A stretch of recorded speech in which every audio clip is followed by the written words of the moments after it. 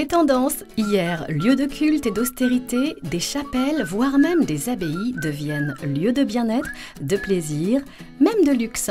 Petite visite guidée entre Nantes et Beaugency. Au XIIe siècle, les chanoines de Beaugency décident de vivre en communauté sous la règle de saint Augustin. Ils font entreprendre de grands travaux qui donnent naissance à l'un des plus beaux édifices romans de la région, l'abbaye Notre-Dame. En 1930, les cellules monacales sont aménagées en chambres d'hôtel et ces lieux d'austérité et de recueillement pendant plus de 700 ans se transforment en espaces de bien-être et de confort. Merci.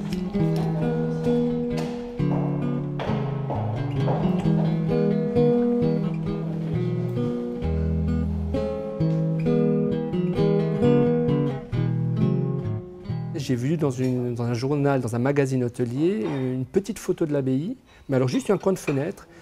Je l'ai vue et j'ai dit à ma femme, ça c'est l'abbaye de Beaugency, il faut qu'on y aille. On a pris la voiture, on a été l'acheter. À 300 km à vol d'oiseau du pont de Beaugency, en remontant le courant, Notre-Dame-des-Anges a vu elle aussi ses visiteurs changer du tout au tout.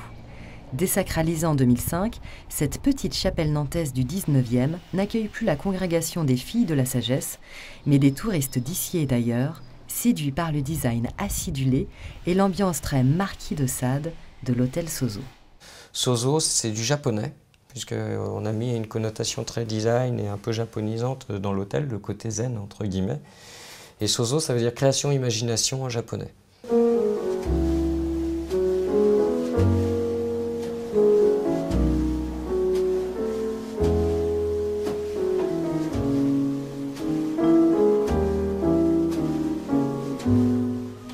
Sur la construction de l'hôtel, on a fait une sorte de boîte dans la boîte.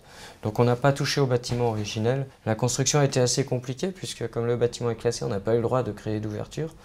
Donc tous les matériaux, tout ce qui est rentré, le placo, le béton, etc., tout est passé par la porte d'entrée qui faisait un petit peu plus d'1 mètre de large. Patrimoine revisité, réinventé, magnifié, tout semble possible. Certains y verront une façon originale de découvrir l'histoire d'un site. D'autres polémiqueront sur le côté sacrilège de ces business. Alors faisons un vœu, que ni les affres du temps, ni le goût des hommes ne puissent altérer ce qui fait l'âme d'un lieu.